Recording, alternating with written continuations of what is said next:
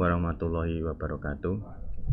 Hari ini Pak Sur akan memberikan materi lanjutan tentang olahraga bola besar ya. Kalau minggu kemarin sudah sepak bola, termasuk bola besar, ada sepak bola.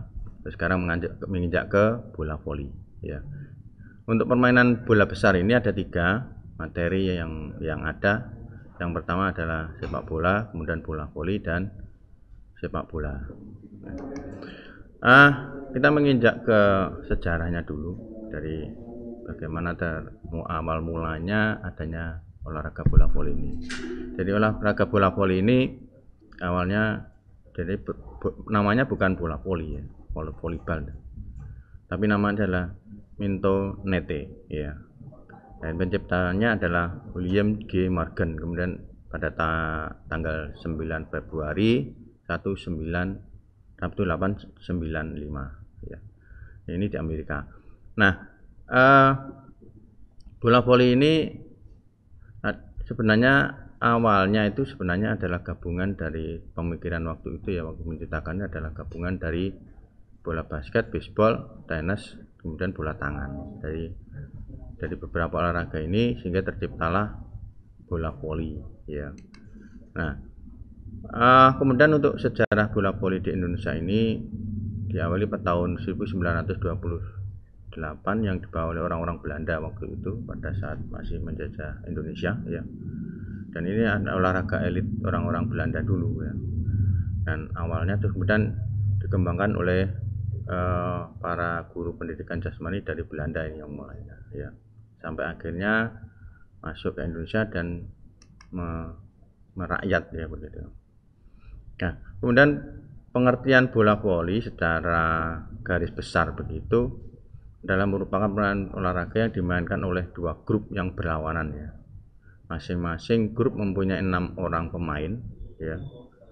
Dan kemudian ada juga permainan bola voli tapi namanya adalah bola voli pantai ya, sama juga, cuma pemainnya itu tidak 6 orang tapi hanya 2 orang ya. Yang membawai itu adalah PBFSI atau Persatuan Bola Voli Seluruh Indonesia. Nah, aturan-aturan permainan, ada beberapa aturan permainan ya. Saya persingkat saja bahwa intinya bahwa jika musuh memasukkan bola ke daerah kita ya, maka kita akan kehilangan bola ya, kemudian musuh mendapat nilai ya. Demikian juga sebaliknya, kalau musuh tidak bisa membalikkan bola maka kita yang dapat nilai. Kemudian serve ya, service ini dilakukan harus melewati net ya dan masuk ke daerah musuh. Kalau misalnya keluar ya tidak dianggap masuk ya. Maka kalau keluar berarti musuhnya yang dapat nilai. Demikian juga sebaliknya. Kemudian tiap tim terdiri dari 10 pemain dan 6 pemain inti yang ada di lapangan, sedangkan 4 pemain berada di cadangan ya. Kemudian pergantian pemain dan cadangan pada saat pertandingan berlangsung bebas ya. Artinya misalnya kalau sudah dirasa perlu diganti begitu, tinggal pelatihnya memberikan kode begitu.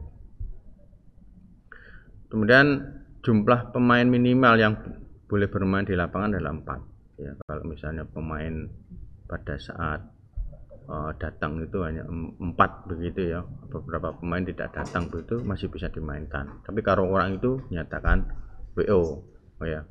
Kemudian jika lapangan kurang dari 4, nah ini katanya dia dinyatakan kalah. Pertandingan berlangsung 3 babak ya, kecuali pada babak kedua sudah dipastikan kemenangannya, maka babak ketiga tidak perlu dilaksanakan. Jadi misalnya kalau pertama si tim A menang, kemudian babak set kedua kemudian B yang menang, berarti 1-1. Berarti ada babak yang ketiga. Tapi kalau misalnya dua kali set itu tim A menang, berarti tim A langsung juara atau menang ya. Kemudian sistem hitungannya dipakai dengan menggunakan 25 poin dengan rally point ya. Apabila tiap poinnya sama 24 maka ada jus ya, ada penambahan. Nah, kita ke teknik dasar. Teknik dasar ada beberapa teknik dasar dari mulai servis, passing ya, kemudian nanti ada smash, block dan lain sebagainya. Kalau servis ini bukan hanya sekedar untuk mengawali pertandingan saja, mengawali permainan itu enggak sekarang. Kalau dulu hanya untuk sekedar mengawali pertandingan ya biasanya. Kalau sekarang ini sebenarnya sudah lebih kompleks lagi. Jadi sub itu di samping untuk mengawali pertandingan juga sebagai satu serangan pertama. Oleh karena itu pada servis sekarang itu banyak yang pemain-pemain itu banyak melakukan serve atas atau jumping smash ya, bukan hanya sekedar serve atas tapi jumping smash. Jadi kalau bolanya itu keras menukik, jadi akan sangat sulit untuk dikembalikan ya. Kemudian passing ya, passing ada dua, kita tahu bahwa bisa passing bawah, bisa passing atas ya. Kemudian kita servis dulu ya sebentar lagi ya, kita tambahkan untuk servis. Kalau servis itu karena juga ada servis bawah dan servis atas, sekarang rata-rata sudah menggunakan servis atas ya. Guna passing pun begitu, passing bawah dan passing atas ya. Kalau untuk passing bawah itu ya tangan di ini, dan kemudian atas ya di atas kepala dengan menggunakan dua tangan. Kemudian smash atau spike ya, smash ini termasuk juga block ya. Ini bagaimana termasuk ini nanti harus kerjasama dengan yang penyaji bola, jadi sehingga bisa melakukan smash dengan baik.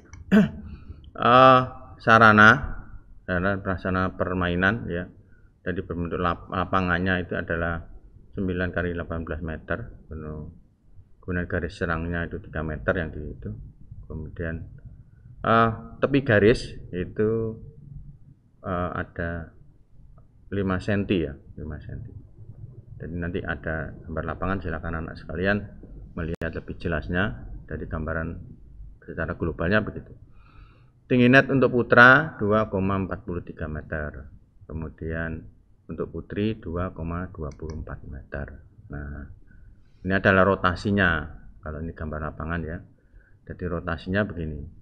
Jadi penempatan pemain itu, pemain nomor 1 itu ada di bawahnya, sebelah kanan ya. Kemudian 2 itu di atasnya, 3 tengah atas, terus 4 atas sebelah kiri, 5 kiri bawah itu ya, kemudian di tengah bawah itu 6 ya. Rotasinya terbalik, bukan kalau misalnya kalau sudah saya yang nomor 1 ke 2 enggak, tapi nomor 1 ke pemain posisi 6. Jadi itu ada gambar panah itu ada rotasinya. Nah, kemudian ini zona ya, zona dibagi menjadi 2 tadi. Jadi zona depan itu lapangan ya. Saya kira anak-anak sekalian bisa dilihat sendiri. Jadi kanan depan, tengah depan, kiri depan dan sebagainya. Nah, biasanya kalau di belakang itu sekarang ada namanya pemain libero ya. Nah, dia jadi mengisi lapangan atau pemain bertahan, biasanya ada di belakang. Nah, kalau sudah misalnya naik ke atas itu dia akan diganti dengan pemain-pemain smasher ya. Nah, ini adalah penempatan pemain ya. SU itu umpan, set upper yang mengumpan ya. Jadi smasher 1 atau spiker 1 yang bagian smash itu, kemudian 2, 3, 4 ya. Jadi begitu rotasi begitu, kalau SU-nya yang di bawah bisa naik ke atas, yang U atau umpan seperti itu tadi bisa sudah berada di bawah ya. Nah, ini adalah pada saat menerima serve ya, pada saat menerima serve itu ini adalah posisi-posisi yang baik ya. Jadi take 3 itu sebagai set upper atau pengumpan, atau bisa disebut dengan tosser ya. Jadi di depan itu di bawah net hanya meninggalkan 1 tosser ya, siap. Sementara yang 5 yang lainnya agak ke belakang untuk menerima servis ya. Nah, pada saat menerima servis semuanya itu diharapkan diarahkan ke set upper atau toasternya ya. Jadi bola kedua itu diusahakan toasternya yang ngambil ya. Sementara yang 3 posisi 24 ya. 6 itu kan di belakang. 24 itu ada di naik untuk siap melakukan smash ya. Dan kemudian kalau penjaganya, klapernya kalau terjadi ding atau di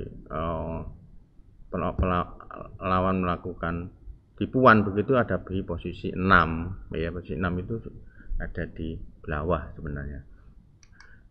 Nah, ini adalah gambar bolanya ya. Jadi ukuran lingkarannya sekitar 65 sampai 67 cm ya. Beratnya 260 hingga 280 gram ya. Termasuk nanti ini di sini juga sudah ada tekanan ya. Saya kira itu yang bisa saya sampaikan. Nanti selanjutnya bisa ditambahkan oleh minggu depan, bisa ditambahkan oleh Pak Budi ya. Assalamualaikum warahmatullahi wabarakatuh.